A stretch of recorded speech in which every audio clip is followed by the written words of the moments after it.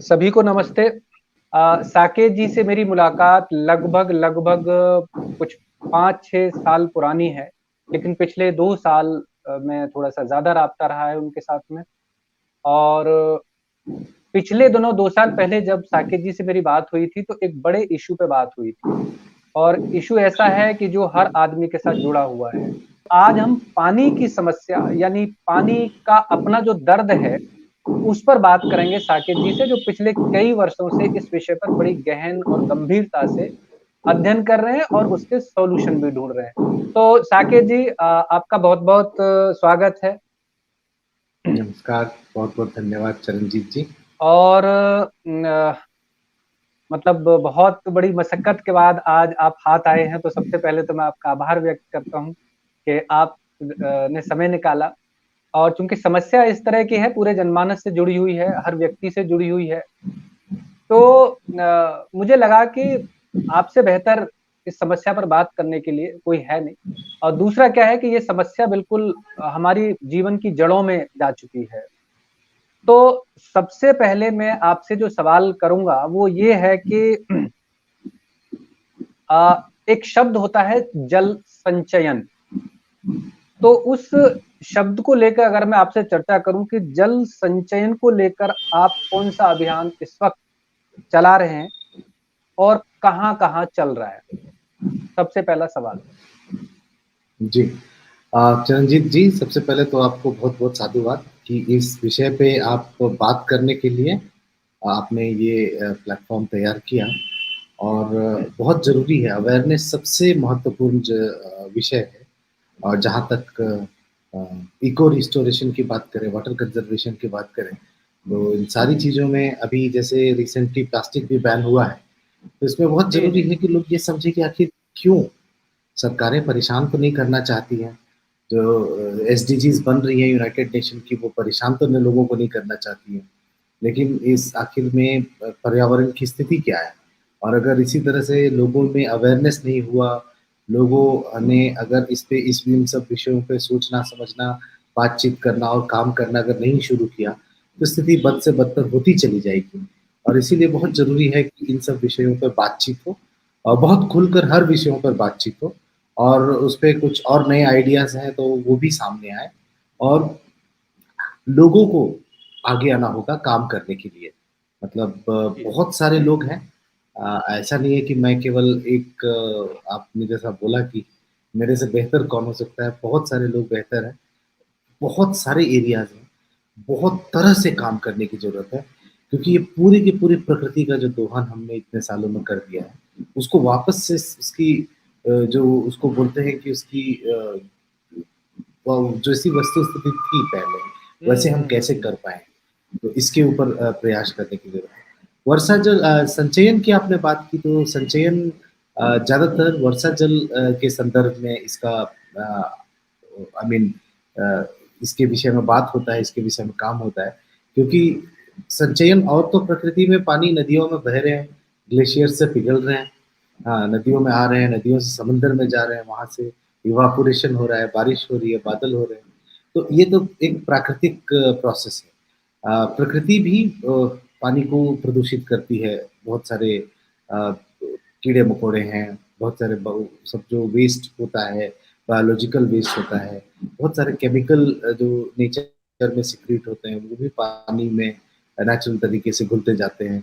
साँप का ज़हर है, बहुत सारी चीज़ें हैं जो कंटामिनेट करती है पानी को और जो है, हुँ। अवेलेबल है हर जगह। लेकिन प्रकृति पानी को प्यूरिफ़ाई करने के लिए, उसको वापस करने के लिए एक मतलब उसका एक नेचुरल प्रोसेस है और वो किस तरह से उसको करती है वो एक मगर इंसान जो प्रदूषण कर रहा है पानी के लिए और जिस स्केल पे कर रहा है, उसको प्यूरिफ़ाई करने का बहुत ऑप्शंस नहीं है, हम लोगों के प्रयास उतने नहीं हैं। तो इसी कारण से ये समस्या बढ़ती जा रही है, खाई जिसको बोल सकते हैं, वो बढ़ती जा रही है। जी। अन्यथा जितनी पानी थी इस प्रकृति में सृष्टि के बनने के समय, धरती के बनने समय लगभग आज भी उतनी ही पानी है अवेलेबल यहाँ पर। तो पानी कहीं खराब नहीं हो रहा है, पानी कहीं बर्बाद नहीं हो रहा है। जो हम बोलते हैं सेव वाटर, तो इसका ये मतलब नहीं है कि हम पानी को मतलब कि खत्म होने से बचा रहे हैं। हम बस पानी को प्रदूषित होने से बचा रहे हैं, क्योंकि पानी का जो मामला है वो बस ये है कि साफ पानी और अ, गंदा पानी, मतलब यूज करने लायक पानी और यूज कर नहीं कर सकने वाली जो पानी है, जिसको हम बोल सकते हैं टंकी का पानी है, नाले का पानी है, कुएं का पानी है, नाले का पानी। तो ये बस डिफरेंस है, और किस तरह से हम उस गैप को भर सकते हैं, तो इसके ऊपर बहुत तरह से काम करने की जरूरत है। हम लोग भी कुछ कर रहे हैं। तो जी, संचयन के विषय में मैं वापस ये बोलना चाहूंगा कि वर्षा जल संचयन का जो मामला है, ये बहुत इसके भी कुछ आयाम हैं। जैसे कि पहला तो ये है कि वर्षा जल को कलेक्ट कैसे किया जाए। संचयित करने के लिए उसको पहले कलेक्शन करना है। तो छतों पे पानी गिरता है, वो हर तरफ से गिर के और जमीन पे चला जाता है। जी, इसके लिए लोग आजकल अलग अलग तरह से छतों पे एक उसको डायरेक्शन दे रहे हैं। हाँ, एक पाइप आधा कटा हुआ ऐसा क्रॉस सेक्शन का पाइप लगा के हर जगह, ताकि एक जगह से जो सारा पानी छत में गिर रहा है उसको एक जगह कलेक्ट किया जा सके पहला।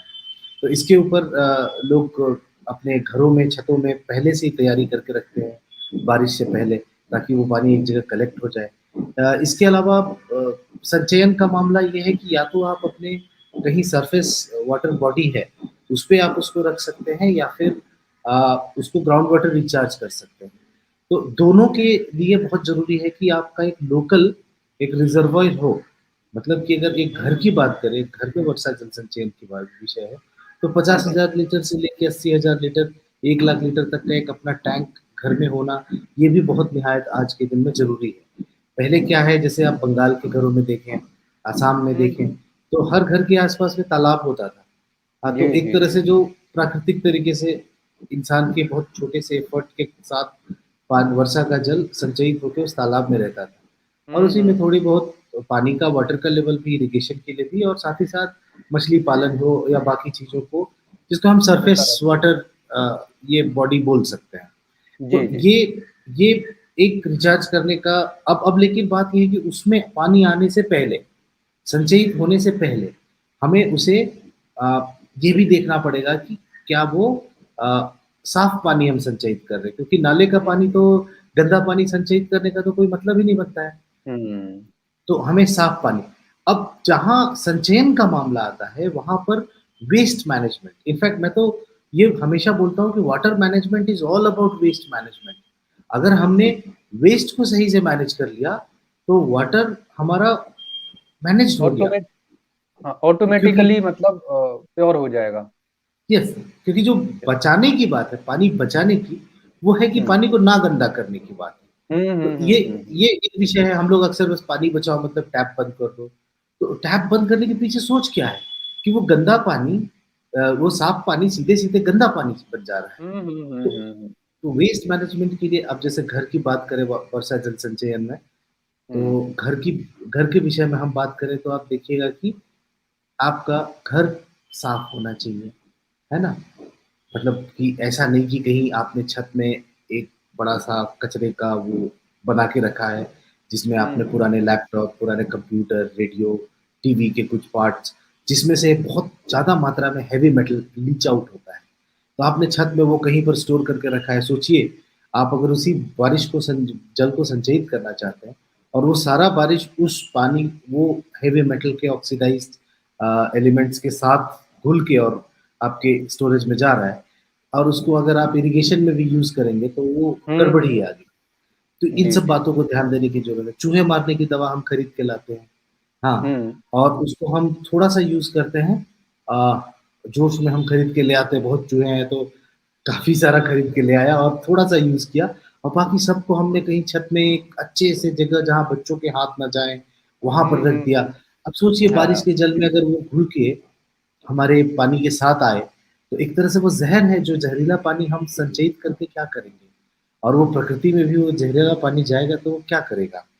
बहुत छोटी-छोटी विषय हैं, और जिनको ध्यान देना बहुत ज़रूरी है, क्योंकि जी, अब जिस समय पे, जिस कालखंड में हम लोग रह रहे हैं, जिस तरह की समस्या, लेवल ऑफ कंटामिनेशन जिसको बोलिए, जो वाटर जी, क्वालिटी का जो समस्या है, उसकी जो मैग्नीट्यूड है, ये बढ़ता ही जा रहा है बहुत तेज़ी से, और हम लोग हुँ, बहुत क्रिटिकल समय पे आ चुके हैं। यूनाइटेड नेशन ने मतलब एसडीजी रखा है 2030 के लिए, उसको अचीव करने में सबसे ज्यादा लोगों की जरूरत है, जी जागृति जी की जी। जरूरत है। तो यही विषय है मुख्यतः। एक विषय मतलब एक शब्द का आपने प्रयोग किया कि मतलब मुझे एक बहुत बड़ी चिंता आज से पहले, आपके इस वक्तव्य से पहले ये होती थी कि जो आमतौर पे होता है ना, सेव वाटर, और हमें ऐसा लगता था कि पानी डिस्ट्रॉय हो रहा है, वो पानी मर रहा है, ऐसे कह मतलब समझिए इसको। तो क्या ये मानूं मैं कि जो एक साइंस में हमने एक थ्योरी पढ़ी है कि भाई कोई पदार्थ जो है वो खत्म नहीं होता, वो केवल अपना रूप जो है वो परिवर्तित करता है। तो क्या हम ये माने कि पानी जो है वो डिस्ट्रॉय नहीं हो रहा, गंदा हो रहा है? नहीं, बिल्कुल ये बात तो हमारे जो मर रहा है वो पानी नहीं है। पानी हम्म। तो जीवन, लाइफ मतलब वाटर इज लाइफ, एकदम बहुत छोटा और चिरंतन सत्य है। आपने जी। भी अपने इस कार्यक्रम के शुरू में जैसा बताया कि धरती में 2/3 पानी है, मनुष्य के शरीर हम्म में 2/3 पानी है। मतलब हम हम्म जिस भी चीजों को देखें, मतलब हमारे गाय के अंदर, दूध के अंदर, कुत्ते के अंदर, चिड़िया के अंदर, मछली के अंदर, सब जगह मतलब ज्यादातर पानी ही है। अगर हम बोले हाँ, कि हर बॉडी के अंदर पानी है, इवन पेड़ों के अंदर, मतलब जिसको भी आप बॉडी को टच करोगे उसमें पानी है। उसमें पानी है, और यस। उस इनफैक्ट आप देखेंगे पानी, पत्थर के अंदर भी पानी है। 4-5% मॉइस्चर जो है आयरन ओर के जी अंदर जी। हो, डायमंड के अंदर भी कुछ 0.0 ऐसे करके परसेंटेज में, हर तरह के अलग अलग डायमंड, उसमें भी मॉइस्चर होता है। बिना क्या पानी बात। का कोई भी प्रकृति में चीज जो है धरती में, हम्म जो लिविंग हम्म। एलिमेंट्स हैं, पेड़ पौधे, हाँ, फूल पत्तियां, इन सब में, फल में, इसमें तो बहुत अधिका मतलब 80%, हम्म। खीरा जैसे देखिए आप तो उसमें 90% पानी है। तो पानी पानी, पानी, यस। कितना पानी है, किसने वो उसको लिक्विड या सॉलिड स्टेट में रखता है। बट विषय हम्म। क्या है कि पानी हम बर्बाद कर ही नहीं सकते। पानी तो हम इतना जानते हैं ना, H2O होता है।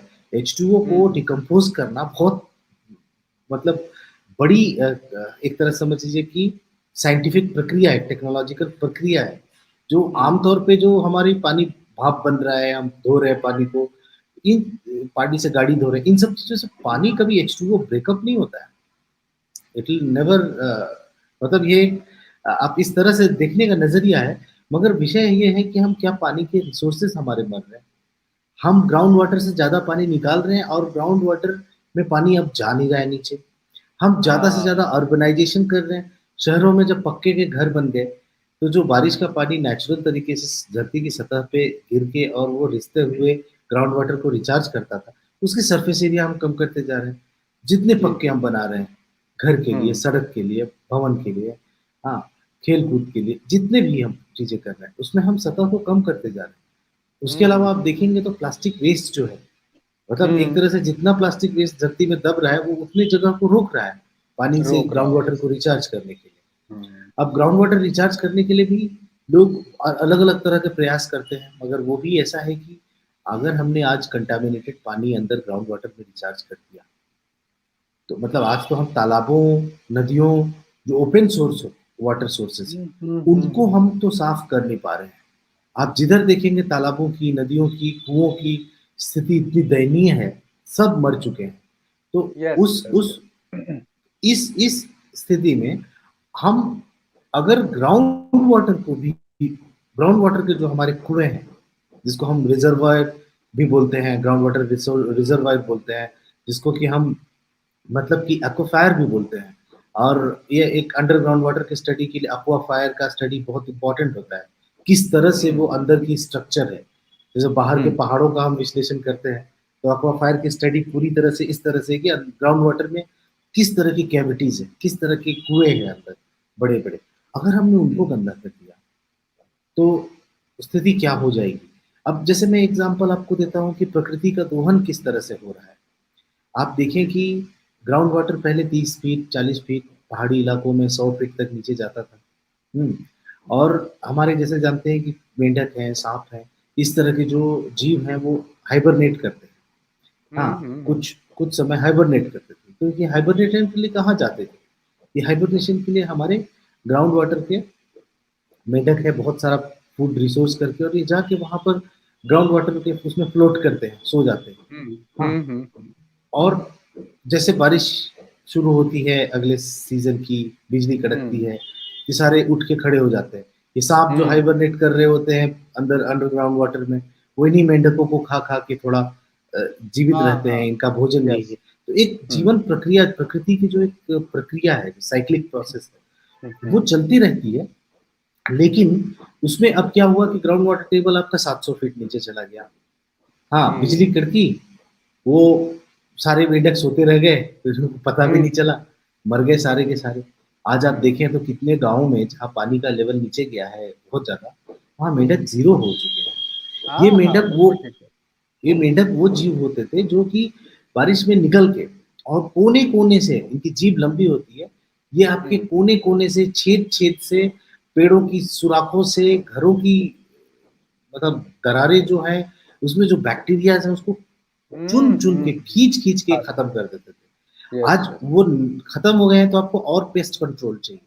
आज आप हम्म, देखें गाँव-गाँव में पेस्ट कंट्रोल पहुँच चुका है। जी जी सुराखें जी कर कर के लोग केमिकल डाल रहे हैं। और यस ये केमिकल क्यों है? ताकि वो पेस्ट कंट्रोल जो कि मेंढक पहले जिस तरह के बैक्टीरियाज़ या माइक्रो ऑर्गेनिज़्म को खा जाते थे, फंगसेस को खा जाते थे, वो अब नहीं हो रहा है, तो आपको उसके लिए एक आर्टिफ़िशियल तरीका चाहिए। तो उसमें आप और केमिकल धरती पे डालो। तो हम लोग एक विशियस साइकिल जिसको बोलते हैं, कि मतलब कभी ना खत्म होने वाला एक नीचे जाने वाला एक ऐसा विशियस साइकिल पे हम लोग फँस चुके हैं। और हम इसको बहुत ईज़िली ले रहे हैं। हम नए प्रोडक्ट की हमेशा तलाश कर लेते हैं। एक नई समस्या आ हम्म गई तो उसके लिए एक नया प्रॉब्लम, कोविड आ गया तो उसके लिए एक नई वैक्सीन। लेकिन ये सारी जो तरीके हैं, इससे प्राकृतिक हमें, और देखिए यूनाइटेड नेशन ने इको रिस्टोरेशन का नारा दिया है। अच्छा इस दशक के लिए भी इको रिस्टोरेशन को समझना बहुत ज़रूरी है, क्यों ये नया वर्ड क्यों आया? तो जो अच्छा इकोलॉजी है, जो प्रकृति हम्म है, जहाँ की जैसी प्रकृति है, उसको वापस से वैसा करने के लिए जो भी प्रयास करने हैं। हम्म पहाड़ी क्षेत्र है, जंगल होना है, सॉइल कंज़र्व करना है। हाँ, मतलब कि वहाँ ग्राउंड वाटर टेबल है, उसको रिचार्ज करना है, उसको बैलेंस आउट करना है। तो हम्म इकोलॉजी को वापस से रिस्टोर करने के लिए, हम्म प्रयास करने के लिए यूएन यूनाइटेड नेशंस की जो एनवायरनमेंट प्रोग्राम है, हम्म वो काफ़ी स्ट्रांगली आगे रखती है। तो ये विषय है। जी साकिब जी अभी जैसे ना एक अपनी आंखों देखी बात आपको बताता हूँ कि अ, लगभग 5-6 साल पहले मैंने इधर नोएडा ग्रेटर नोएडा की तरफ मतलब रहना शुरू किया। उस वक्त यहाँ पे क्या होता था कि रोड के साइड में जो पेड़ हैं वो काफी एरिया ऐसा था कि कुछ 10-12 फुट चौड़ा एरिया जिसको मतलब कच्चा एरिया रखा जाता था। तो रोड से पानी हट के जाता था तो वहां पे जाके वो रिजर्व उसमें अपना जमीन में चला जाता था। अभी क्या है कि जैसे जैसे पार्किंग की समस्या बढ़ रही है तो उसको कंक्रीट से पक्का कर दिया गया। और पक्का कर दिया गया खाली उसको नहीं बट जो पेड़ों के मतलब पेड़ों को भी कंक्रीट से एक तरह से कवर्ड कर दिया गया है। उसमें पानी जाने के लिए कोई सोर्स छोड़ा नहीं है। तो और ये समस्या मतलब सिर्फ मैं नोएडा की या दिल्ली की नहीं बता रहा हूँ, लगभग हर शहरों में इस तरह की समस्या है। हम चाहते हैं कि भाई कच्ची कोई जगह ना रहे, मिट्टी वाली कोई जगह ना रहे और सबको पक्का कर दिया जाए। तो इस विषय में भी कुछ आप कुछ वर्क कर रहे हैं, कुछ अवेयरनेस, क्योंकि ये सरकारों की तरफ से होता है, कोई प्राइवेट आदमी नहीं करता। तो सरकारें क्या इस विषय में बिल्कुल मतलब क्या जैसे कहें मेंटली हैंड टू माउथ हैं कि उनको पता नहीं है कि पानी की समस्या क्या है? कोई इस पे कोई मतलब बहुत अच्छे तरीके से गंभीरता से सोचने के लिए तैयार नहीं है। या सरकार की कोई गाइडलाइन ऐसी नहीं है, ये सारा काम करते हैं अफसर लोग जो करते हैं। तो क्या इसकी गंभीरता को नहीं जानते हैं वो? या आप इस विषय में किसी सरकार से आपकी कोई इस विषय में कोई बात हुई? नहीं, सरकार से तो सरकार के विभिन्न जो डिपार्टमेंट है उनसे हमारी लगातार हम लोग संपर्क में भी रहते हैं। उनके साथ हम जो कुछ बहुत कुछ उनसे सीखते भी हैं, बहुत कुछ कुछ हमारी अगर समझ बनी, कैपेसिटी बनी तो हम वो भी शेयर करते हैं। गवर्नमेंट के लिए हम काफ़ी सारे स्टडीज़ भी करके देते हैं वाटर बैंक में। हम उन्हें मतलब कि पॉलिसी मेकिंग किस तरह की होनी चाहिए उसके बारे में भी सुझाव देते हैं। देखिए ऐसा नहीं है कि सरकारों को पता नहीं है। हम्म, जितनी नॉलेज और जितनी डिटेल्ड नॉलेज डेटा गवर्नमेंट के पास है उतना शायद किसी और एजेंसी के पास होना असंभव बात है। बिल्कुल ऐसा भी नहीं है कि सरकारें कोशिश नहीं कर रही है। एक तरफ जहां देखें आज के प्रधानमंत्री अपने अलग अलग छोटे छोटे एक्शंस में कभी दिखाते हैं कि प्लास्टिक उठा लो, कभी दिखाते हैं कि टॉयलेट किस तरह से स्वच्छता के ऊपर किस तरह से विशेष काम किया गया। बहुत सारी पॉलिसी अभी जो प्लास्टिक फ्री का जो नया आया है, अभी बस 3 दिन पहले 1 जुलाई से इम्प्लीमेंट हुआ है हिंदुस्तान में, जी सिंगल जी। Use plastic. तो इसके ऊपर कानून बने और जो आप देखें उसको बनाते समय जो उनके मंत्रालय के मंत्रियों के जो मैसेजेस आए वो इतना स्ट्रांग है। वो बोलते हैं कि नहीं हम इसको रोल आउट नहीं करेंगे। वो मतलब आप समझ लें कि वो समझ रहे हैं कि कुछ कानून वापस लेने के लिए बहुत प्रयास आप इतना कॉर्पोरेट का दबाव है कि ये कानून मत पास कीजिए। हाँ, लेकिन उन लोगों ने पास किया। ऐसा नहीं है कि ये कानून बिल्कुल बदल देगा सब कुछ, लेकिन ये एक बहुत छोटा-सा प्रयास है। इससे आगे संभावनाएँ बढ़ेंगी।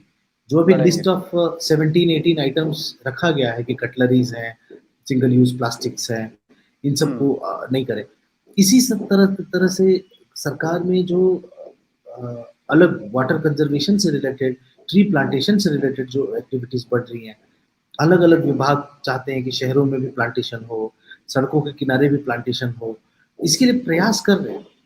मगर दिक्कतें वही होती है कि सरकारी तंत्र में एक करप्शन एक बड़ा पार्ट होता है। उस मतलब आप अगर सरकारी कोई काम हो रहा है, तो उसमें करप्शन 100% है। तो उसमें ऐसे लोग ही आगे आते हैं जो लोग कि इन सब चीज़ों को अ, इन सब चीज़ों की समझ रखते हैं और या फिर करप्ट प्रैक्टिसेस को करने के लिए बहुत तत्पर रहते हैं। और प्रकृति का जो रिस्टोरेशन का मामला है, ये कहीं मतलब जो करप्ट प्रैक्टिसेस सब नहीं हो सकता है। इंग्लिश में एक कहावत है कि you can't solve the problem the same way that you have created.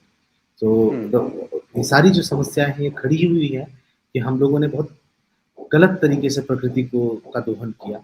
Yes. जहाँ प्रकृति केंद्रित विकास होना चाहिए, जो हमारी परंपरागत नीति, हमारी सोच भारत में रही है, हमने कहीं न कहीं प्रकृति का दोहन करने वाली एक कमर्शियल एक इंडस्ट्रियल प्रोसेस को इग्नोरेंस टुवर्ड्स प्रकृति इस पे हमने थोड़ा मतलब इस फिलॉसफी को हमने लिया। अब आप पेड़ों की इम्पोर्टेंस देखेंगे तो ये सारा मामला जुड़ा हुआ है, प्रकृति का पूरा मामला। इसीलिए मैं वाटर कंजर्वेशन एक इश्यू है कि हाँ, water is the core issue. मगर आप देखेंगे तो सॉइल इरोज़न जिस तरह से हो रहा है, जो अच्छा सॉइल है, फर्टाइल सॉइल है, हज़ारों सालों से जो हर जगह बना है, सोचिए वो बह जाएगा अगर और बह के समंदर के तल पे चला जाएगा, तो उसकी जो फर्टिलिटी थी, उसका जो उर्वरकता थी, वो खत्म हो गई। खत्म और हो। आप फिर क्या उगाएँगे वहाँ पर? जो इंडिजीनियस तरीके से कुछ हाई वैल्यू क्रॉप, कुछ पावरफुल क्रॉप ये सब हो रहा था, वो सब कैसे होगा? और ये सब बहुत तेज़ी से शुरू हो चुका है। हमारे मैं जिस क्षेत्र से आता हूँ झारखंड में हमारे वहाँ के आदिवासी समाज में एक बहुत पुरानी कहावत है, "मन किया हुर्मी जिया।" ये लोकल मतलब वहाँ के लैंग्वेज कुड़ुक है उसमें है। इसका मतलब ये है कि जो जीवन है, वो पेड़ों के जड़ के नीचे है। क्या बात। मतलब कि आप सोचिए कि एक किस तरह से जंगलवासी एक जो समझ बनी, एक वहाँ की जो फ़िलॉसफ़ी बनी, वहाँ पर उन लोगों ने कितना ध्यान ये समझा कि जो जीवन बाहर घूम रहा है, फलों के तनों से पौधे फल उठा के खा रहा है। हाँ, फसल की ऊपर से खा रहा है, लेकिन उसकी जो जीवन का जो जड़ है, वो कहीं न कहीं उस पेड़ों के जड़ के नीचे है। हम प्रकृति से इतने जुड़े हुए हैं, हमें इस तरह से चीज़ों को देखना चाहिए। अगर हमने नहीं देखा तो क्या होगा? अब मैं आपको एक छोटा-सा एग्ज़ाम्पल चेरापूंजी का देता हूँ, जहाँ हम लोग जी। काम भी कर रहे हैं। चेरापूंजी एक ऐसा जगह है, वो बहुत छोटा-सा जगह है। आज से मुझे लगता है कि 30 साल पहले वहाँ मतलब 5,000 से ज़्यादा घर भी नहीं होंगे लोगों के, पूरी पहाड़ी में। आज वहाँ मतलब और लेकिन उसको देश का हर बच्चा जो 10th पास है जानता है चेरापूंजी को। बिल्कुल, बिल्कुल, बिल्कुल, हाँ। क्योंकि हम क्यों जानते हैं? क्योंकि वहाँ सबसे ज़्यादा हाई रेनफॉल डेंसिटी होती है। आज भी हुँ। वर्ल्ड का वो सेकंड हाईएस्ट रेनफॉल डेंसिटी वाला जगह है, अभी जी, जी। प्रेज़ेंट डे में भी। लेकिन आप सोचिए कि वहाँ 4 महीना अगर पीने को पानी नहीं है, मैं आपको ये बताऊँ, वहाँ पानी के लिए लोगों को 4 महीने अब पलायन करना पड़ रहा है अपने पूरे पशुओं के साथ, है ना? तो आप सोचें क्या? कि हाँ, तो आप सोचें कि क्या स्थिति हमने पैदा कर दी है। जिस जगह को पानी का रेगिस्तान के नाम से दुनिया जानती है, पानी का हम्म। समंदर के नाम से दुनिया जानती है, आज वो पानी का रेगिस्तान बन चुका है। रेगिस्तान बन। तो इसकी इसकी क्या है स्थिति? वहाँ सॉइल जिस तरह से डिके हो रहा है, इस बारिश में जो सबसे ज़्यादा मेघालय के एरिया में जो सबसे ज़्यादा जो डैमेज हुआ है, जिसके लिए गाँव में लोग खाना तक नहीं बना पा रहे, लैंडस्लाइडिंग जिस हम्म। तरह से हुई है, हाँ, इन सब विषयों को आप देखेंगे, यूरोप में जो अभी बड़ा ग्लेशियर ब्रेक हुआ है अभी 2 दिन पहले, इन सब विषयों को जब आप देखेंगे कि ऑस्ट्रेलिया के जंगलों में एक आग लगती है जिसमें खरबों अरबों खरब जो पशु हम्म। पक्षी जीव ये सब जी जी जल के हाँ। खत्म हो जाते हैं। उड़ीसा के हम्म। जंगलों में जो आग लग रहा है, जी। इधर आपको झारखंड के जंगलों में जो आग लग रहा है, अमेज़न की जंगल में जो आग लगी, ये सारा मामला कनेक्टेड है, वाटर से रिलेटेड हाँ। है। जंगल की मॉइस्चर खत्म हो जाएगी, जंगल के यस। जो जंगल केवल पेड़ों का समूह नहीं है, वहाँ जो घास उगती है, उसमें जो लिविंग ऑर्गेनिज्म है, जो काई है, जो बिल्कुल बिल्कुल। उसकी वो सब कुछ मिला के एक वाटर रिच इकोलॉजी प्रकृति को रखती है और कहीं न कहीं हम जी। इसका दोहन कर रहे हैं और स्थिति ये हो गई है कि वो उसकी मॉइस्चर लोकल हीट या लोकल फायर को बर्दाश्त नहीं कर पा रही है और पूरा का पूरा जंगल, पूरा का पूरा शहर, पूरा का पूरा मतलब आप देखें तो एक कंट्री आग जैसी हम्म। समस्याओं से है, पानी की समस्याओं से जूझ रहा है। बहुत ज़रूरी हाँ है वो। इन सब विषयों पे। जी जी जी। ये मतलब एक बड़ा इशू आपने। और हम दुनिया में भी ना जाएं तो आम तौर पे हमें लगभग हर साल सुनने को मिलता है, अपना उत्तराखंड की तरफ जहाँ पर पहाड़ी एरिया पे बहुत ज्यादा ग्रीनरी जो 20-25 साल पहले तक एक मशहूर इन सारी चीजों के लिए होती थी, लेकिन पिछले 8-10 सालों में हमने भूस्खलन के वहां पर इतने ज्यादा मामले सुनने में आते हैं कि मतलब हर साल सैकड़ों की संख्या में लोग वहां पर अपनी जान से हाथ धो बैठते हैं। एक चीज और एक मतलब ये देखने में बहुत छोटा सा इशू लगता है, हम इग्नोर कर देते हैं आम तौर पे।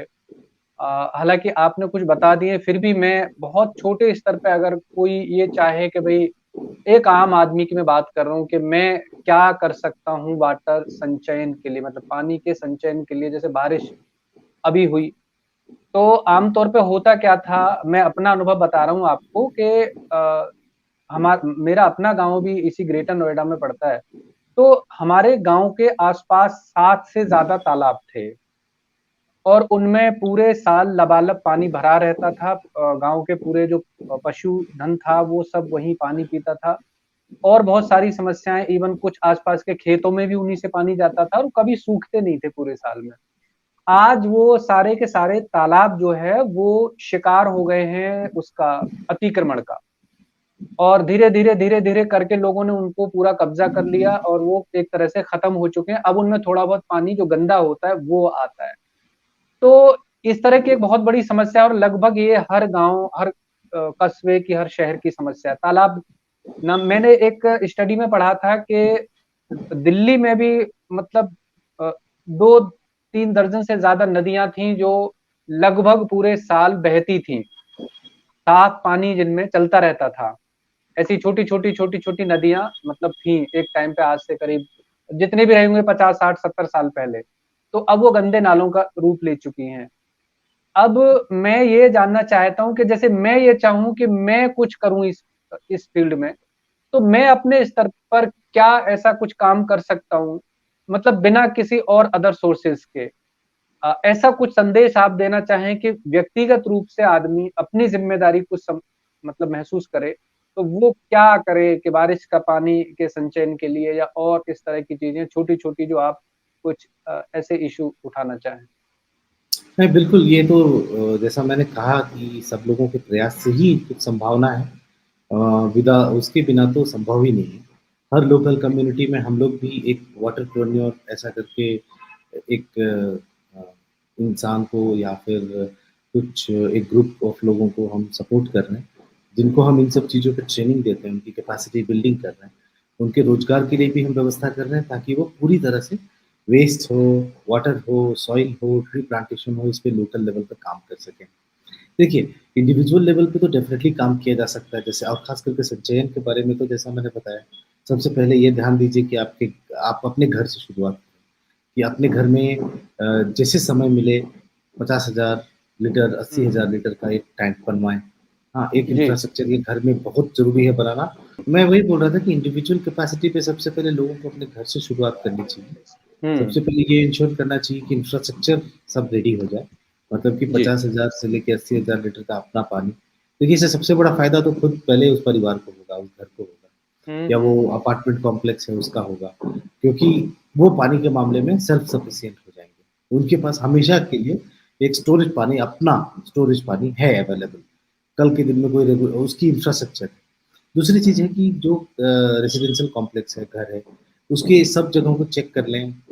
इस तरह की छोटी नियम बना लें कि कोई भी वेस्ट हो उसको ढके हुए स्थिति जगह में रखा जाएगा। ऐसा नहीं रखा जाएगा कि उसमें से पानी या फिर कुछ हम ऐसे वेस्ट जो मैनेजमेंट करना है गार्बेज, और ये घर का जी। जो नियम है, अपार्टमेंट कॉम्प्लेक्सेस के जो नियम है, ये तो लोग आराम से कर सकते हैं, क्योंकि उसके लिए एक छोटे से, जैसे कि बात कर लेने से ही, एक छोटा-सा डस्टबिन बना लेने से कि वेस्ट को ऐसे रखना है, इलेक्ट्रॉनिक वेस्ट को इधर वेस्ट करना है। कुछ भी आप ज़हरीला चीज़ खरीद के आते हैं, उसको केयरलेस तरीके से मत थ्रो कीजिए कहीं भी। तो मेडिसिन्स को जो है, मेडिसिन वेस्ट, उसको ऐसे मत थ्रो कर दीजिए। ये नहीं कि दिवाली के समय साफ कर रहे हैं और बहुत सारा मेडिसिन निकला, उसको हमने डस्टबिन में डाल दिया, और फिर बारिश के पानी में घुल के वो जाएगा प्रकृति में, जो ज़्यादा वेस्ट करेगा। इसी तो इन सब चीज़ों पे वेस्ट मैनेजमेंट लोकल लेवल पे इंफ्रास्ट्रक्चर क्रिएट करने की ज़रूरत है। जो मैंने जैसे बताया कि छतों को के जो पानी है उसको गाइड करने के लिए क्रॉस सेक्शन तरीके से मोटे पाइप को काट के और उसको लगा दिया जाए, ताकि वो हुँ, एक जगह संचयित हो और स्टोरेज वाटर पे आ जाए। अगर कोई घर है, कोई ऐसा ऑफिस कॉम्प्लेक्स है या फिर अपार्टमेंट कॉम्प्लेक्स है, वो लोग अगर चाहते हैं कि कुछ विशेष काम करना है, इसके आगे भी कि पानी को केवल स्टोर कर लिया कुछ लाख लीटर, तो वो ये भी कर सकते हैं कि मतलब कि उसको ग्राउंड वाटर रिचार्ज के लिए बेसिक इंफ्रास्ट्रक्चर तैयार कर सकते हैं। इसमें जो डेड बोरिंग है, उसके साथ पानी अंदर जा सकती है, लेकिन उसमें हड़बड़ी करने की बिल्कुल ज़रूरत नहीं है। उसको उसके जो सिस्टम्स हैं, उसको बहुत अच्छे से मैनेज करने का ज़रूरत है। लोग बेसिक जी। सेडिमेंट फ़िल्टर या कार्बन फ़िल्टर लगा के पानी को अंदर जाने देते हैं। उससे थोड़ा-सा और बेहतर प्यूरिफ़िकेशन, जिस तरह का पानी हम अपने पेट पीने के लिए यूज़ करना चाहते हैं, उसी क्वालिटी का पानी धरती के भूगर्भ में भी जाना चाहिए। तो ये बात ध्यान देने की ज़रूरत है। अब हम जहाँ तक आएँगे कि इंडिविजुअल एफ़र्ट से कुछ तो प्रयास हो ही सकते हैं, लेकिन हुँ, थोड़े हुँ, और हुँ। लार्जर कम्युनिटी, और अब मैं थोड़े गवर्नेंस की तरफ आता हूँ कि किस तरह से आपने भी जैसे सरकारी संस्थाओं का क्या इंटरेस्ट है उसके ऊपर बात की। तो जो ये सारे विषय हैं, ट्री प्लांटेशन से लेके water conservation, local waste management, local water uh, water resources जो हैं वहाँ के तालाब, और बाकी पीने का पानी का भी, ये सारे विषय जो हैं ये ग्राम पंचायत जो थर्ड गवर्नमेंट होती है उसके या फिर जो शहरी विकास निगम होते हैं उनके जुरिस्डिक्शन में आता है। तो जो गांव पंचायत की सरकारें हैं, जो ये लोकल गवर्नेंस बॉडी है, अगर और इसमें बहुत सारे लोग इन्वॉल्व होते हैं। जैसे हुँ, मैं केवल हुँ। झारखंड की बात करूँ तो लगभग 70,000 तो ऑफिस बियर है। हाँ, हुँ, छोटे हुँ, से। हुँ, तो हुँ। इस तरह से लोग अगर एक ग्राम पंचायत में एक वार्ड मेंबर भी, या कुछ जो वहाँ के लोकल लोग हैं, वो इस बात को रेज़ करें कि नहीं, हमें अपने लोकल वाटर सिस्टम को, इकोलॉजी को केयर करने के लिए जो भी बजट के प्रावधान है उस पे देखा जाए। लोकल हम लोग जुड़ के क्या कर सकते हैं, सबकी संवैधानिक स्ट्रक्चर है, वाटर एंड सैनिटेशन कमिटीज़ हैं। झारखंड में जैसे जलसैया होते हैं, हुँ, जलसैया लाइक वाटर मिनिस्टर्स, आज वो केवल अपने कहीं तब पंप खराब हो गया, कहीं कुछ हो गया, बस इतने ही के लिए वो काम कर रहे हैं। सोचिए अगर हुँ, वो वेस्ट मैनेजमेंट के लिए पहल लेने लगेंगे, लोगों को इंस्ट्रक्ट करने लगेंगे, गार्बेज नालियों को, हर चीज़ को मैनेज करने के लिए छोटी-छोटी जो प्रयास है, छोटे से गड्ढे बना दिए, वेस्ट वाटर उसमें जा रहा है। कहीं पर बाम्बू का कचरा का डब्बा डाल डाल दिया हर घर के, हर मोहल्ले के सामने, ताकि सब लोग उसमें डाल रहे हैं। प्लास्टिक को अलग स्टोर कर रहे हैं। तो मतलब गीला कचरा अलग कर रहे हैं, सूखा कचरा अलग कर रहे हैं, ई-वेस्ट अलग कर रहे हैं, मेडिकल वेस्ट अलग कर रहे हैं। इस तरह की चीज अगर गांव-गांव में होने लगे, कस्बों में, वार्ड्स में होने लगे, तो ही एक संभावना जो दिखती है सरकारी प्रयास के हिसाब से। और यहाँ पर सबसे बड़ी रोल आती है कि आपने जो बोला कि एक इंसान क्या कर सकता है। तो एक इंसान अपने इंडिविजुअल प्रयास, अपने जो जुरिस्डिक्शन एरिया उसके अलावा अपनी लोकल बॉडीज में इस बात को लेके एक महत्वपूर्ण भूमिका अदा कर सकता है। हम लोग देखिए इस पे विशेष ध्यान दे रहे हैं कि कैसे ग्राम पंचायतों में जागरूकता हो इसको लेकर। तो हमारे पास इस तरह के मॉड्यूल्स हैं जो हमने बताया कि वाटरप्रेन्योर्स हम क्रिएट कर रहे हैं, कोशिश कर रहे हैं कि हर वार्ड लेवल पे एक वाटरप्रेन्योर हो। तो वो कोई सरकारी ऑफिसर होना ज़रूरी नहीं है, लेकिन जो हम एक नॉलेज सिस्टम बना के उनको जानकारी मुहैया करा रहे हैं ताकि वो उन विषयों पर जब लोकल लेवल पे जाके बात करेंगे, तो लोग सुनेंगे क्योंकि वो कंटेंट कहाँ क्या अब चिरापुंजी की जो समस्या है उसको सुनेंगे तो सब लोग इसकी मतलब सिहर उठेंगे और कहीं न कहीं जागरूकता एक बढ़ेगी। ये वहाँ पर जागरूक करना, वहाँ की जो इस तरह की एजेंसीज़ हैं ग्राम पंचायत या लोकल गवर्निंग बॉडी में, उन सबको एक्टिवेट करना। ये सब पेपर में केवल होते हैं, कि ये ग्राम पंचायत स्वास्थ्य समिति है, लेकिन उस समिति में जो लोग हैं, वो क्या केवल पेपर में हैं?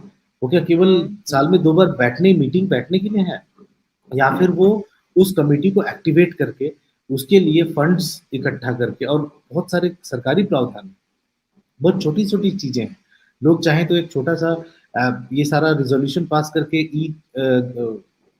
जो ग्राम पंचायत का ई-पोर्टल है उसमें अपलोड कर दें, उसके लिए वो फंड्स आ जाती है। धीरे-धीरे तो अच्छा। सरकार इन सब चीज़ों पे इतना ध्यान दे रही है क्योंकि उनको भी मालूम है, सिस्टम्स में जो अच्छे इंटेलिजेंट इतने सारे लोग बैठे हैं, इतने ब्यूरोक्रेट्स हैं, एक्टिविस्ट्स हैं और खुद नेता लोग तो ऐसे इन सब विषयों को ही बताकर आगे आते हैं, तो जागरूकता सब में होती है। अगर तो वो लोगों ने जो पॉलिसी बनाई है इन सबको लेके और खास करके लोकल बॉडी को सशक्त करने के लिए, तो वो जानते हैं कि समस्या का समाधान यही है। लेकिन लोकल बॉडी काम कैसे करेगी?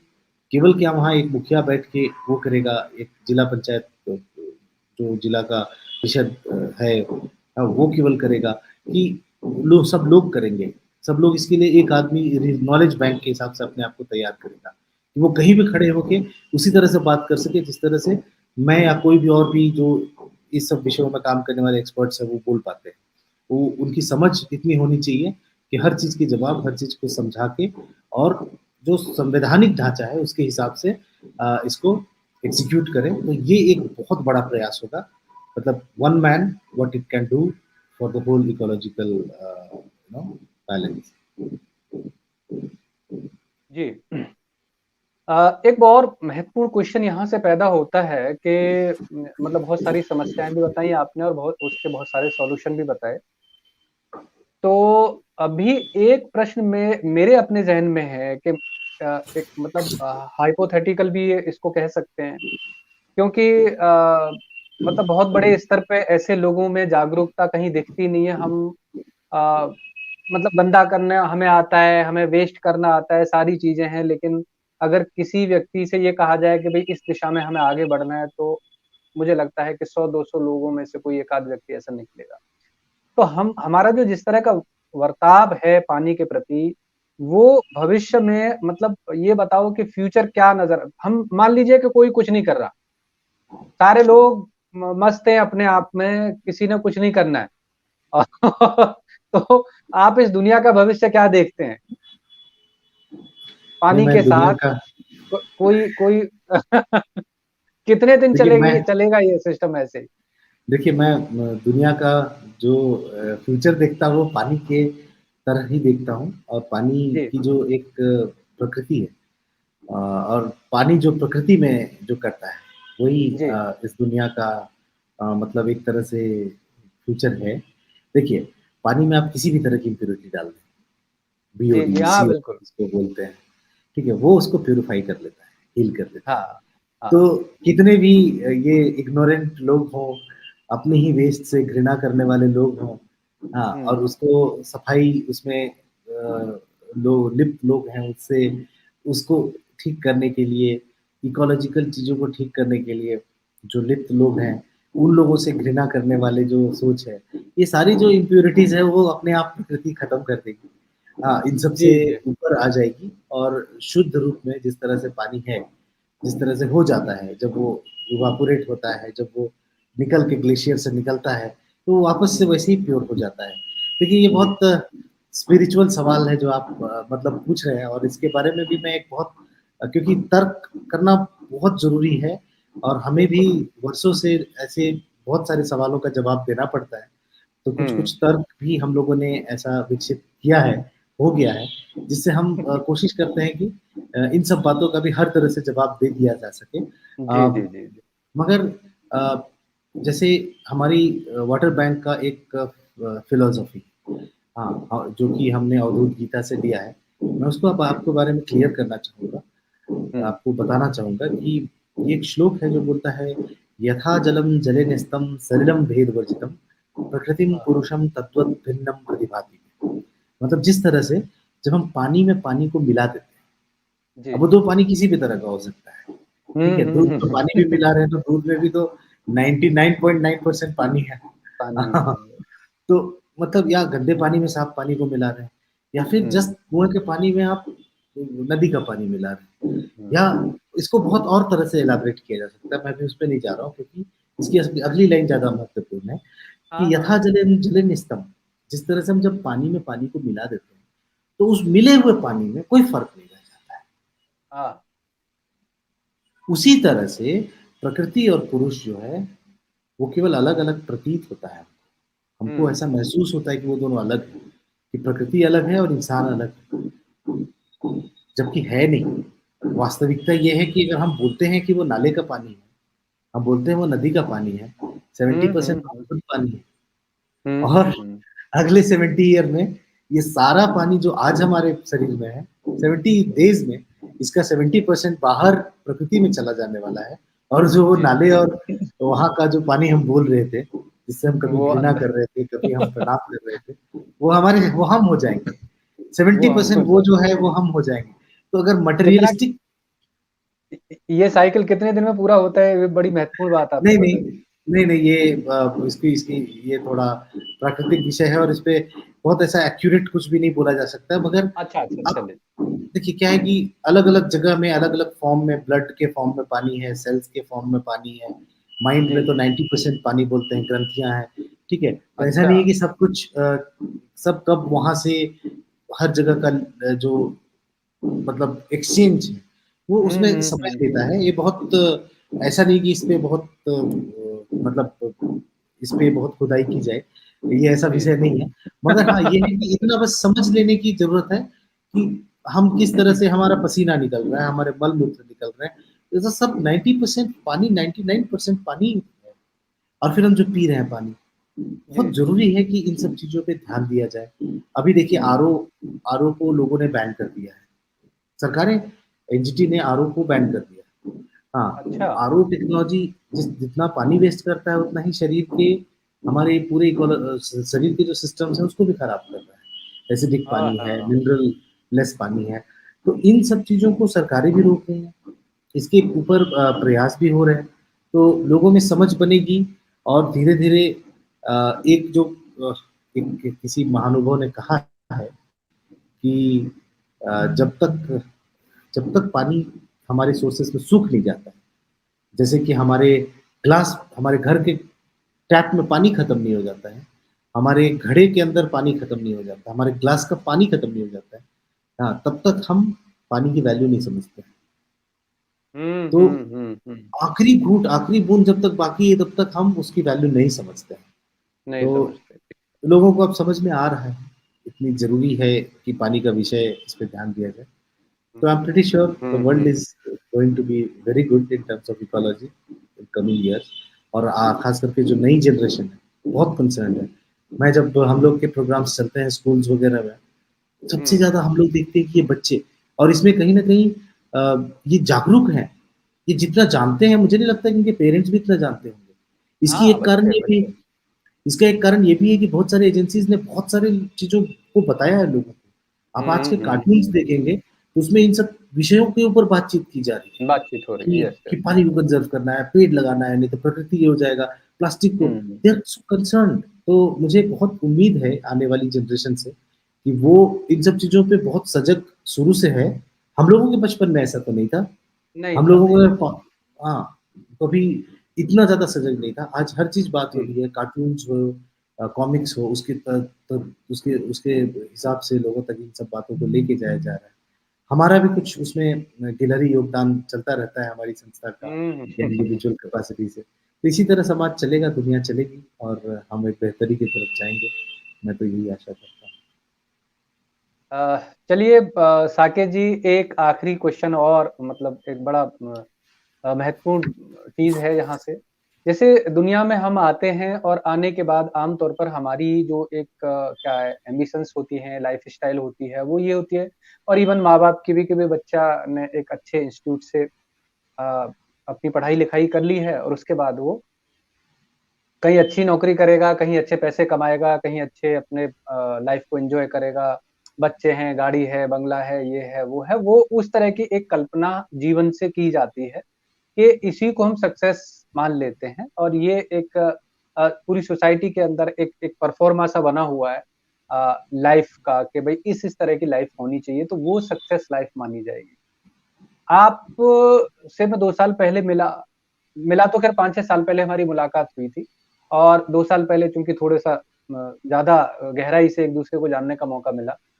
तो आप अच्छे मतलब मैं अपने व्यक्तिगत स्तर पे जानता हूँ कि आप मतलब कुछ चीज़ों में बढ़िया अपने अ, एक्सपर्ट हैं, सारी चीज़ों में। तो ये जो उन सारी चीज़ों को जैसी मैंने जीवन की एक परिकल्पना आपके समक्ष रखी, उन सारी चीज़ों को आप हासिल कर सकते थे, बहुत बढ़िया लाइफ़ आप जी सकते थे, कोई प्रॉब्लम नहीं थी।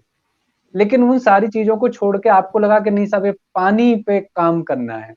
तो ये कहाँ से एक मतलब ज़हन में इस तरह की एक सोच आ जाना, ये एक बड़ी विचित्र सी बात होती है, क्योंकि समाज में हज़ार लोग होते हैं, तो हज़ार में से कोई विलक्षण एक-आध आदमी होता है, जो इस तरह की चीज़ों पर एक अलग दृष्टिकोण रखता है। सारे नहीं होते। वो विलक्षण तरह के लोग होते हैं, तो मैं ये जानना चाहता हूँ, और वो कहीं न कहीं से प्रेरणा से मैं हूँ, तो मुझे लगा नहीं यार, मुझे कविता लिखनी चाहिए, तो मैंने लिखनी शुरू की। आपको लगा कि नहीं साहब, पानी बहुत महत्वपूर्ण चीज़ है दुनिया में, पानी अगर नहीं बचा तो लोग प्यासे मर जाएँगे या और बहुत सारी समस्याएँ पैदा हो जाएँगी। तो आपने जीवन के इस लक्ष्य को चुना कि नहीं, पानी के लिए मुझे कुछ काम करना है। तो ये जो प्रेरणा आती है, ये कहाँ से आती है? कहाँ से ऐसा लगा, कब ऐसा लगा कि नहीं साहब, ये जो लाइन है, बाकी ज़िंदगी के जो ऐशो-आराम, जो ग्लैमर, ये वैभव, ये सारी चीज़ें नहीं चाहिए मुझे। मुझे पानी को शुद्ध करना है, मुझे पानी के लिए काम करना है, लोगों के जीवन के लिए काम करना है। तो इस पे थोड़ी-सी आपकी मैं अ, हुँ। रोशनी चाहूँगा कि देखिए, इस बहुत सारे आयाम हैं इस सवाल के और जी, सारे आयामों पर तो मैं चूँकि आप कवि हैं तो मैं जहाँ एक छोटी-सी फ़िलॉसफ़ी रामधारी सिंह दिनकर जी की जो है, जी, जी, वो रखना चाहूँगा कविता के रश्मि रथी से जो है, कि जी, वो बोलते हैं कि होकर सुख समृद्धि के आदी, जी। मानव होता नित्य पक्षी, हाँ, सत्ता किरीट मणिमय आसन करते मनुष्य का तेज हरण, नर हाँ। विभव हेतु ललचाता है, पर वही मनुज को खाता है। आए हाय! वाह, वाह! चांदनी पुष्प छाया में पल, नर हुँ, भले बने सुमधुर कोमल, पर हुँ, अमृत क्लेश का पिए बिना। देखिए हुँ। फिलॉसफी है ये, कर्ण के हुँ, कैरेक्टर हुँ, पे। हुँ। हुँ, हुँ। अमृत चांदनी पुष्प छाया में पल, नर भले बने सुमधुर कोमल, पर अमृत क्लेश का पिए बिना, आतप अंधड़ का जिए बिना, वो पुरुष हाँ। नहीं कहला सकता, विघ्नों को नहीं हिला सकता। आय और हाय! फिर वो वाह! अपनी उपमा देते हैं गरुड़ से और बोलते हैं हुँ, कि वो बोलते हैं कि विघ्नों को नहीं हिला सकता, उड़ते जो झंझावातों में, हुँ, पीते जो वारी प्रपातों में, हुँ, सारा आकाश अनय जिसका, हुँ, विषधर भुजंग भोजन जिसका, वे हुँ। ही फणिबंध छुड़ाते हैं, धरती आय का हाय! हृदय चुराते हैं। तो वाह, ये वाह! मैं बहुत बड़ा मुरीद हूँ उनकी फिलोसफीज का और कहीं न जी। कहीं जिस फिलोसफीज पे हम बिलीव करते हैं, जीवन भी हुँ, हमारा वैसा हो जाता है। तो मुझे हुँ, हुँ, बहुत हुँ। आनंद आता है कि मैं नई-नई समस्याओं को सॉल्व करूँ, एक ग्रास रूट लेवल पे सॉल्व करूँ। मुझे जी। ज़िंदगी में जो आनंद आता है, पता नहीं लोगों को चाँदनी और पुष्प छाया के नीचे आता होगा या नहीं आता होगा। इसकी इसकी वो कंपेयर करना थोड़ा मुश्किल है। हाँ, अ, बिल्कुल, बिल्कुल। देखिए दूसरा साइड ये है कि मैं चूँकि एक जंगल वासी क्षेत्र से, जंगल के अंदर से आता हूँ। मैं हमेशा बोलता हूँ कि I am from not from a village but I am from a forest village.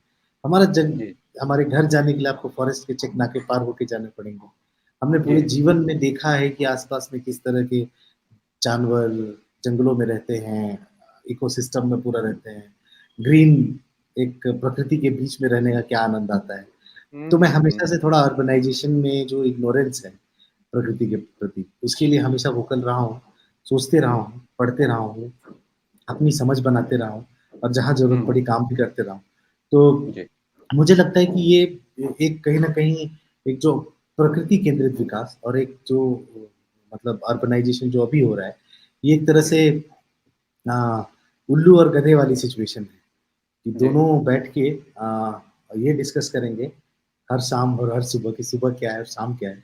उल्लू के लिए सूरज ढलते साथ दिन हो जाता है और गधे के लिए सूरज उगते के साथ दिन हो जाता है। तो ये कॉन्फ्लिक्ट कभी रिज़ॉल्व नहीं होने वाली है। जी ये जी कॉन्फ्लिक्ट कभी कभी रिज़ॉल्व नहीं होगी। हमें लगता है कि जी उल्लू को अपना जीवन अपने तरह से जीना चाहिए और गधे को अपना जीवन अपने तरह से जीना चाहिए। हाँ, तो ये बड़ा खूबसूरत है। मतलब यहाँ फिर आपने तो सवाल मतलब ऐसा मैं पूछा कि मैं लाजवाब हो गया, अब इससे आगे कुछ कहने ये ये जो इशारा आपने किया है, ये बड़ा खूबसूरत इशारा है। नहीं और और आप ऐसा ना समझे कि देखिए सबसे बड़ी समृद्धि मैं एक एग्जांपल बता रहा हूँ कि जब जी, हमने पानी का हम प्यूरिफायर भी लगाते हैं क्रिटिकल वाटर जी, क्वालिटी हैबिटेट्स में, जी, हम आर्सेनिक मिटिगेशन के ऊपर काम कर रहे हैं मतलब कि जहाँ जहर है पानी में, जहाँ जी, मतलब जी। कि हर एक ऑलमोस्ट बुजुर्ग जो है एक ही तरह से मरता है, उसके पूरे स्किन में अंदर बाहर किडनी इंटेस्टाइन गॉल ब्लैडर में कैंसर हो जाता है। वो ओह! एकदम लास्ट के डेथ का उसका एकदम पेनफुल होता है। हर परिवार ने अपने बुजुर्गों को, दादा-दादी को, अपने बड़े पापा को, इन सब लोगों को इसी एक पैटर्न में मरते हुए देखा है। लकी वो लोग होते हैं जो लोग की किडनी फेलियर से मर हम इन सब गाँव में काम करते हैं जब वहाँ पर साफ पानी लोगों को मिलता है। तो जिस तरह हुँ, की जैसे अभी मैंने हाल में ही एक बात की एक जगह हम लोगों ने प्यूरीफायर लगाया, वहाँ बात ये थी कि हम ग्रामीण क्षेत्रों में लगाएँगे। जो थोड़ा अंडर सर्व्ड कम्युनिटी के लोग हैं, उनके यहाँ लगाएँगे। तो जो हुँ, हुँ, आस-पास के हुँ, 7-8 गाँव में हमने लगा दिया, तो हुँ, जब हम शहरी क्षेत्र में जहाँ मतलब उसके छोटा-सा एक विलेज का जो बाज़ार होता है, जहाँ हम रुके हुँ, हुए थे जिस परिवार के ऊपर, तो उन लोगों हुँ, ने ये बोला कि पानी के मामले में अब गाँवें सब अमीर हो गया, हम लोग गरीब हो गए। हाय, मतलब हाय! आप समझ रहे हैं, वहाँ सब कोई पानी खरीद के पीता था। लेकिन अब हाँ, इनको उनके द्वार पे जाना पड़ेगा। हाँ, हाँ, वो हर सामान खरीदने यहाँ आते थे। तो ये जो हाँ, समृद्धि का मामला है, जो जी, समृद्धि का मामला है, वैभव का मामला है, ये मुझे तो लगता है कि ज़्यादा पेड़ होने से, ज़्यादा पानी, साफ पानी होने से, ज़्यादा चिड़िया, ज़्यादा पक्षी, ज़्यादा इकोलॉजिकल बायोडायवर्सिटी होने से, ये ज़्यादा रिचनेस है। क्योंकि यस, खुद लोग अपना पैसे का क्या है, अनलेस मतलब कुछ बोलता है ना कि वो लास्ट पानी का सोर्स सूख जाएगा, तो हुँ, लास्ट सब कुछ खत्म हो जाएगा, तब लोगों को सब कुछ समझ में खत्म आएगा है। कि पैसे से प्यास नहीं बुझाई जा सकती है। हाँ, हाँ, हाँ, बिल्कुल, बिल्कुल, ठीक बात। तो उस वक़्त प्रयास है, पैसे का कोशिश तो है, जीवन है, चल रहा है। आप लोगों के जी, जी, सहयोग प्रेम से बहुत उत्साह मिलता है, प्रोत्साहन मिलता है।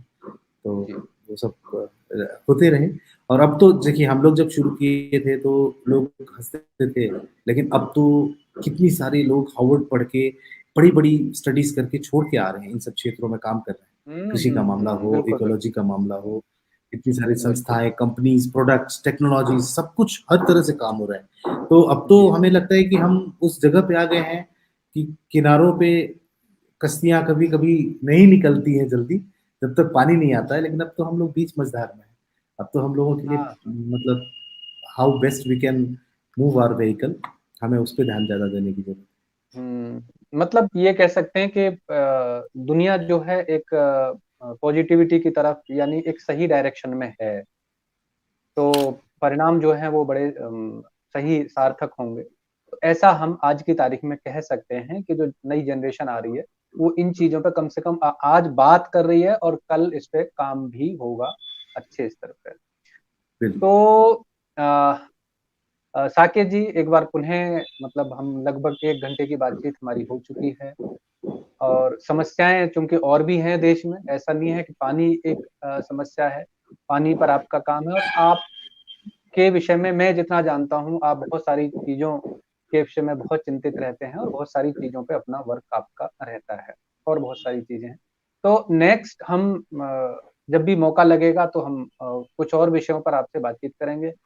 आज के लिए मैं पुनः आपका आभार व्यक्त करता हूँ कि आपने समय दिया और एक ऐसे विषय पर आपने चर्चा की कि जो हमारे जीवन से सबसे ज़्यादा नज़दीक से सबसे ज़्यादा महत्वपूर्ण तरीके से जुड़ा हुआ है।